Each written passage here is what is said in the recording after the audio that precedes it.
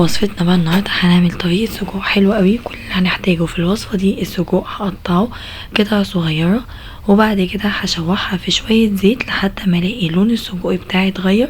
هنزل بقى فصين من الثوم وافضل اقلب لحد ما الاقي ريحة الثوم بتاعتي طلعت خلاص.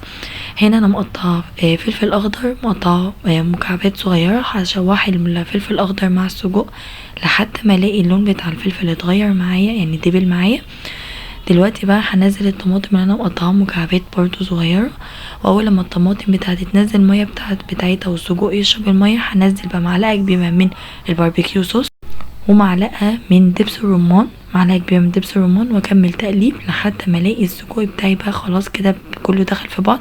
هنزل بقى بابريكا ورشه من رشه من الفلفل الاسود ورشه صغيره من الملح، لان الطماطم هينزل الميه بتاعتها فالسجق هيحتاج شويه ملح. هنا بقى جبت العيش بتاعي او رقاق الطريق اي حاجه عندنا، حطيت السجق عليها شويه جبنه وبعد كده هلفها سندوتش كده رول بالشكل ده. بس انا كده خلصت اول سندوتش. تاني سندوتش برضه حطيت السجق بتاعي عليه باربيكيو صوص، عليه جبنه موتزاريلا، وبرضه هقوم لفه نفس اللفه بتاعتنا.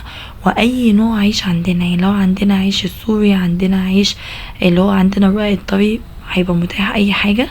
هنا بقى جريل على النار وحاطه فيه رشه من الزيت، وهنزل بقى السندوتشات اللي انا عملتها تاخد بس كده زي تحميصه خفيفه.